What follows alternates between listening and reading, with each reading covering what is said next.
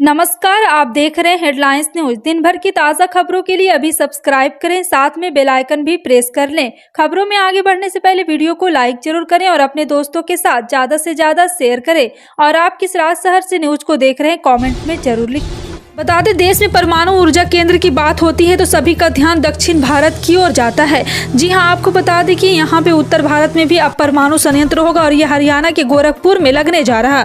इसके लिए नरेंद्र मोदी सरकार ने स्वीकृति भी दे दी है। ये संयंत्र राष्ट्रीय राजधानी दिल्ली से महज 150 किलोमीटर की दूरी पर होगा। और आपको बता दें कि केंद्रीय विज्ञान और प्रौद्योगिकी राज्य मंत्री जितेंद्र सिंह ने कहा है कि प्रधानमंत्री नरेंद्र मोदी के शासन के दौरान प्रमुख उपलब्धियों में से एक देश के अन्य हिस्सों में परमाणु ऊर्जा संयंत्रों की स्थापना होगी। जितेंद्र सिंह ने कहा कि भारत की परमाणु क्षमता को बढ़ाने की प्राथमिकता के अनुरूप पिछले 8 सालों में कई क्रांतिकारी फैसले लिए गए हैं। पाकिस्तान की ओर से पंजाब में ड्रग्स भेजने का सिलसिला रुकने का नाम नहीं ले रहा। पंजाब के युवाओं को बिगाड़ने के लिए पाकिस्तान की तरफ से चोरी छिपे ड्रग्स और हथियार भेजे जाते हैं। इसके लिए अब ड्रोन का सहारा लिया जाता है। हालांकि बॉर्डर पर तैनात भारतीय जवान अक्सर इन साजिशों को नाकाम कर देते हैं। बीएसएफ ने रविवार को पंजाब के गुरदासपुर बॉर्डर पर पाकिस्तानी ड्रोन को मार गिराने में सफलता हासिल की है। पाकिस्तान में गंभीर आर्थिक संकट बरकरार है। देश में विदेशी मुद्रा भंडार की भारी कमी और महंगाई में लोगों की कमर पहले ही टूट गई है। इस बीच पाकिस्तान के रक्षा मंत्री ख्वाजा आसिफ ने आर्थिक संकट के लिए शहबाज शरीफ सरकार को ही जिम्मेदार ठहराया है। उन्होंने अपनी सरकार को कटघरे में खड़ा करते हुए कहा है कि हम एक दिवालिया देश में रह रहे हैं। असंगठित क्षेत्र के मजदूरों के लिए केंद्र और राज्य सरकार की ओर से योजना चलाई जाती है। ऐसे ही एक स्कीम उत्तर प्रदेश सरकार की ओर से महात्मा गांधी पेंशन योजना के नाम से चलाई जा रही है। ये योजना असंगठित क्षेत्र के मजदूरों को पेंशन का लाभ देती है। राज्य सरकार बुजुर्ग व्यक्तियों को आत्मनिर्भर बनाने के लिए योजना चलाती है। इस योजना के तहत 60 वर्ष से ज्यादा उम्र के लोगों को पेंशन योजना का लाभ दिया जाता है। इससे कम उम्र के लोगों को योजना का लाभ नहीं मिलता। यूपी सरकार की योजना 1000 रुपए की पेंशन हर महीने देती है और यह रकम सीधे असंगठित क्षेत्र के मजदूरों के अकाउंट में भेजी जाती है। उत्तर प्रदेश विधानसभा का आगामी बजट सत्र सोमवार से शुरू होने जा रहा है। इस दौरान कानपुर देहात जिले में मां बेटी की हालत में हुई मौत, कानून व्यवस्था और महंगाई समेत अन्य मामलों को लेकर हंगामेदार रहने वाला है। आपको बता दें कि विपक्ष ने भारतीय जनता पार्टी नीति सरकार को घेरने की योजना बनाई। हालांकि राज्य सरकार ने स्पष्ट रूप से कहा है कि विपक्ष के पास सदन के पटल उसे घेरने के लिए कोई मुद्दा नहीं। उत्तर प्रदेश विधानसभा का बजट सत्र 20 फरवरी से शुरू होगा और इस बीच राज्य का बजट 22 फरवरी को पेश किए जाने की संभावना है। पश्चिम बंगाल में इस समय उत्तर बंगाल को अलग राज्य बनाने की मांग तेज हो गई है। बीजेपी और कुछ दूसरे संगठन द्वारा लगातार ये मांग उठाई जा रही है, लेकिन टीएमसी ने साफ कर दिया है कि वो किसी भी सूरत में बंगाल का बंटवारा नहीं होने देगी। इसी वजह से पार्टी अब बंगाल विधानसभा में इस मांग के खिलाफ प्रस्ताव लाने जा रही है। बजट सेशन में ही प्रस्ताव आने वाला है। इसे लेकर एक नोटिस पहले ही दिया जा चुका है। अब टीएमसी इस प्रकार का प्रस्ताव उस समय ला रही है जब बीजेपी ने अलग अलग राज्य की मांग तेज कर दी। पिछले कुछ सालों से पार्टी के कई नेता उत्तर बंगाल के लिए अलग राज्य की मांग कर रहे हैं। हरियाणा में चुनावों का मौसम आते ही राजनीति गरमाने लगी है। राज्य के कर्मचारियों ने पुरानी पेंशन योजना की बहाली को लेकर सरकार पर दबाव बनाना शुरू कर दिया है। रविवार को हजारों कर्मचारियों ने ओपीएस की बहाली को लेकर पंचकुला में जोरदार प्रदर्शन किया और चेतावनी दी कि अगर ओपीएस को बहाल नहीं किया गया तो सरकार बदल दी जाएगी। कर्मचारी नेताओं का कहना है कि देश के अर्थशास्त्री और राजनेता पुरानी पेंशन योजना को लेकर जो बयान दे रहे वह अंतर तर्कसंगत नहीं है, क्योंकि राज्य के विधायक और सांसद खुद कई पेंशन ले रहे हैं। Doctor APJ Abdul Kalam international foundation और स्पेस जोन इंडिया के सहयोग से मार्टिन फाउंडेशन ने तमिलनाडु में चेंगलपट्टू जिले के पट्टीपोलम गांव से doctor APJ Abdul Kalam rocket mission को रविवार को लॉन्च किया। 100 से अधिक सरकारी स्कूलों के 5000 से अधिक छात्र इस रॉकेट परियोजना का हिस्सा रहे हैं। इस मिशन के माध्यम से देश के विभिन्न हिस्सों से कक्षा 6 से 12वीं तक के 5000 से अधिक छात्रों को 150 पिको उपग्रहों से डिजाइन और विकसित करना सिखाया है।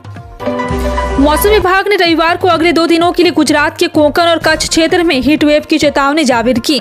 आपको बता दें कि आईएमडी वैज्ञानिक डॉक्टर नरेश ने कहा है कि वर्तमान में एक पश्चिमी विक्षोभ आज से पश्चिमी हिमाचल क्षेत्र को प्रभावित करने की संभावना है। यह आज पूरे जम्मू और कश्मीर क्षेत्र में मौसम के प्रभावित करेगा और अंततः कल से हिमाचल प्रदेश उत्तराखंड को प्रभावित करना शुरू कर देगा। उन्होंने आगे कहा है कि उत्तरी पंजाब के पठानकोट क्षेत्र में 2 से 3 दिनों में यहाँ पे हल्की बारिश होने की संभावना है।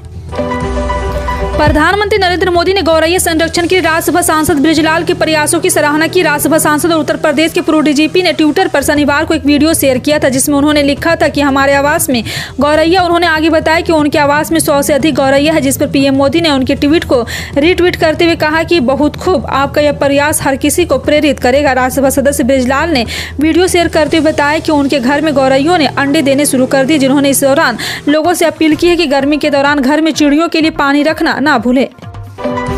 भारत भारत में लगभग 2 दशक पहले सरकार के स्वामित्व वाली एयर इंडिया का विमानों का बड़ा बहुत छोटा था और उसमें भी बार बार खराबी आने की आशंका बनी रहती थी। ऐसे में विमानों को लीज पर लिया गया और फिर बाद में एयरलाइन ने 111 विमानों की खरीद का ऑर्डर दिया। एयर इंडिया के पूर्व प्रमुख वी तुलसीदास ने एयरलाइन द्वारा 470 नए विमानों के ऐतिहासिक ऑर्डर के बीच बताया कि बेड़े में विस्तार की जरूरत है, जिससे लंबे समय से चली आ रही इस शिकायत को दूर करने में मदद मिलेगी और अंतर्राष्ट्रीय यात्रा करने वाले अधिकांश भारतीय विदेशी एयरलाइन से यात्रा करते हैं। तुर्की सीरिया में भूकंप से 41,000 से अधिक लोगों की जान जा चुकी है। तुर्की की मदद के लिए भारत से भी एनडीआरएफ की कई टीमें भेजी गई थी। रविवार को अंतिम दिन ने भी भारत वापसी की ऑपरेशन दोस्त के तहत इन टीमों की तुर्की भेजा गया।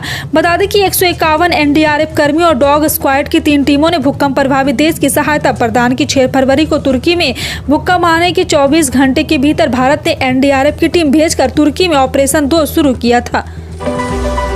तमिलनाडु सरकार ने देश भर के कॉलेजों में मेडिकल पाठ्यक्रमों में प्रवेश के लिए राष्ट्रीय पात्रता सह प्रवेश परीक्षा की वैधता को चुनौती देते हुए सर्वोच्च न्यायालय का रुख किया है, जिसमें आरोप लगाया गया है कि सिंगल विंडो कॉमन टेस्ट संघवाद के सिद्धांत का उल्लंघन है।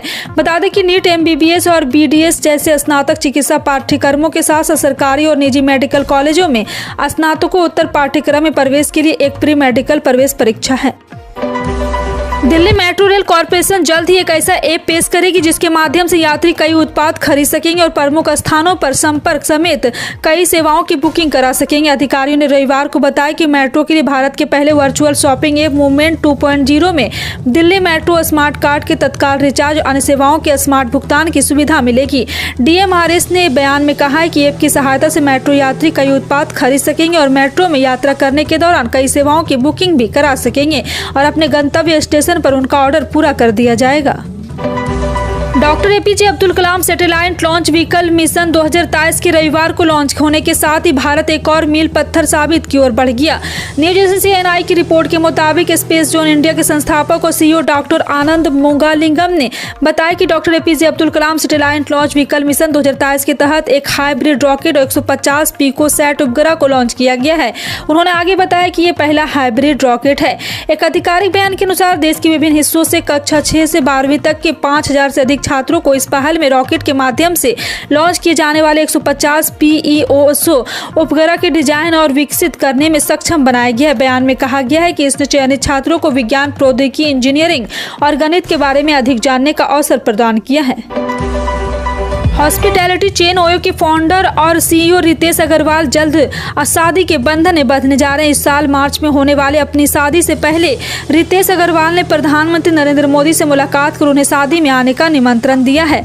और आपको बता दें कि ट्विटर पर ओयो के संस्थापक के साथ तस्वीर साझा कर इसकी जानकारी दी। उन्होंने ट्वीट कर लिखा है कि माननीय प्रधानमंत्री जी, आशीर्वाद से हम एक नई शुरुआत के लिए तैयार है। जिस गर्मजोशी से उन्होंने हमारा स्वागत किया उसे शब्दों से बयान नहीं किया जा सकता है।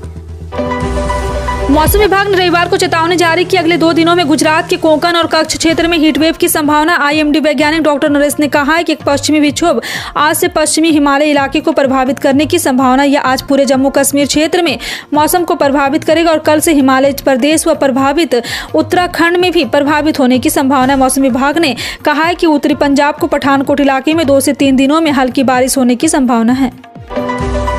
जिला नागरिक अस्पताल में कोरोना महामारी के समय ऑक्सीजन प्लांट शुरू किया गया था। इसके निर्माण के कुछ समय के बाद ही कोरोना महामारी संक्रमण कम हो गया था, फिर इस प्लांट को बंद कर दिया गया। अब कोरोना महामारी गुजर गई, लेकिन ऑक्सीजन प्लांट अभी तक ठीक नहीं हो पाया है। वहीं ऑक्सीजन प्लांट बंद होने के कारण अभी केवल सिलेंडरों के माध्यम से ही काम चलाया जा रहा। यह ऑक्सीजन प्लांट पिछले 1 साल से खराब पड़ा है। इसे ठीक करवाने को लेकर भी अधिकारी कोई रुचि नहीं दिखा रही है। यदि अधिकारी चाहे तो यह ऑक्सीजन प्लांट आसानी से शुरू किया जा सकता है। इससे प्रति मिनट में 1000 लीटर ऑक्सीजन अस्पताल बनाई जा सकती है। प्रधानमंत्री नरेंद्र मोदी द्वारा प्रधानमंत्री किसान सम्मान निधि योजना की 13वीं किस्त जल्द जारी किए जाने की उम्मीद है। कयास लगाया जा रहा है कि फरवरी खत्म होने से पहले ही पीएम किसान सम्मान निधि का पैसा किसानों के खाते में ट्रांसफर कर दिया जाएगा। 4 साल पहले 2019 में पीएम किसान योजना को 24 फरवरी को लॉन्च किया गया था। इसको देखते हुए कुछ रिपोर्ट में दावा किया जा रहा है कि 24 फरवरी को योजना की 13वीं किस्त जारी की जा सकती है, लेकिन इस बारे में फिलहाल निश्चित रूप से कुछ नहीं कहा जा सकता है, क्योंकि सरकार ने कोई आधिकारिक घोषणा नहीं की है। आपको बता दें कि 12वीं किस्त 17 अक्टूबर 2022 को जारी की गई थी। इसमें लगभग 80 मिलियन किसानों को 16,000 करोड़ रुपए जारी किए गए थे। प्रतिदिन के अनुसार सोने चांदी में आज भी उतार चढ़ाव देखने को मिला है। अगर आप भी नए साल में सोने चांदी खरीदना निवेश करने का प्लान बना रहे तो ये आपके लिए अच्छी खबर हो सकती है। आपको बता दें कि जहां बीते दिन 24 कैरेट सोने का भाव 56,510 था, आज 24 कैरेट सोने का भाव 56,950 था। आज में सोने के भाव में स्थिरता है। वहीं 22 कैरेट सोने की बात करें तो बीते दिन 22 कैरेट सोने का भाव 51,800 रुपये था, आज 22 कैरेट सोने का भाव 52,200 रुपये है। वहीं 22 कैरेट सोने के भाव में स्थिरता देखने को मिली। चांदी के भाव का आज 68,600 रुपये, वहीं बीते दिन चांदी का भाव 68,600 रुपये था। आपका इन सभी खबरों पर क्या कहना है कमेंट सेक्शन में टाइप करके जरूर बताएं। इसी तरह की पल पल की अपडेट जानने के लिए जुड़े रहें आप अपने हेडलाइंस न्यूज के साथ। मिलते हैं अगली बड़ी खबर में, तब तक के लिए जय हिंद।